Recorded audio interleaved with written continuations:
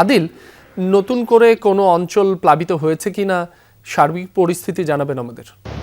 রাব্বি, আপনি জানেন যে গত কয়েকদিনের টানা বর্ষণে শেরপুরের সীমান্তবর্তী যে নদীগুলো রয়েছে সবগুলো নদ নদীর পানি কিন্তু বেড়ে গিয়েছিল এবং একটি বিষয় আমি আপনাকে যদি একটু বলি যে এখানে গতকালকে কিন্তু চিল্লাখালী নদীর পানি 176 সেন্টিমিটার এবং যে কারণে কিন্তু সেখানে যান চলাচল কালকে বন্ধ ছিল। তবে সকাল থেকে বৃষ্টি না হয় পানি তবে আজকে কিন্তু যে সকাল থেকে খুব একটা বৃষ্টি না হলেও আপনার সেই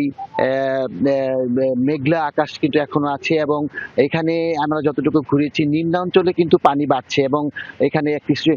সুরিহারা প্রাথমিক বিদ্যালয় সেই রুমে কিন্তু পানি ঢুকেছে, মাঠে পানি হয়েছে, সেখানে শিক্ষা কার্যক্রম মোটামুটি আপাতত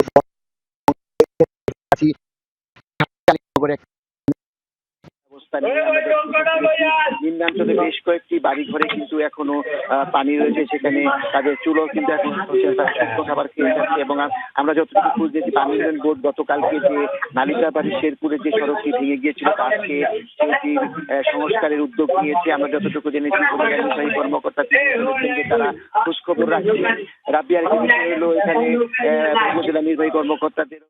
বলেছেন যে তারা খোঁজ খবর রাখছেন। রাবিয়ার একটি বিষয় হলো এখানে উপজেলা নির্বাহী কর্মকর্তাদেরও যথেষ্ট বন্যা প্রস্তুতি রয়েছে এবং তারা যেটুকু আমাদেরকে বলেছে যে পাহাড়ি ঢল যদি আবারও বাড়ে তবে সেই ক্ষেত্রে তাদের পর্যাপ্ত শুকনো খাবার কিন্তু প্রস্তুত রয়েছে এবং রাবিয়ার একটি বিষয় হলো আপনি জানেন যে পার্শ্ববর্তী যে ভারত এই একটু বৃষ্টি হলেই সেখানে কিন্তু এই বন্যাগুলো চলে আসে, যে কারণে কিন্তু এখানে দুর্ভোগ অনেকটা বাড়ে এবং এ কারণেই কিন্তু আমাদের এই যে শেরপুরের বিশেষ করে 3টি উপজেলা নালিতাবাড়ি এবং এই ঝিনাইগাতিতেই কিন্তু এই দুর্ভোগগুলা বাড়ে। রাব্বি, তবে আসার কথা হচ্ছে এখন পর্যন্ত বৃষ্টি হচ্ছে না, তবে বৃষ্টি যদি পারে সেখানে দুর্ভোগ হয়তো আরো বাড়বে। রাব্বি।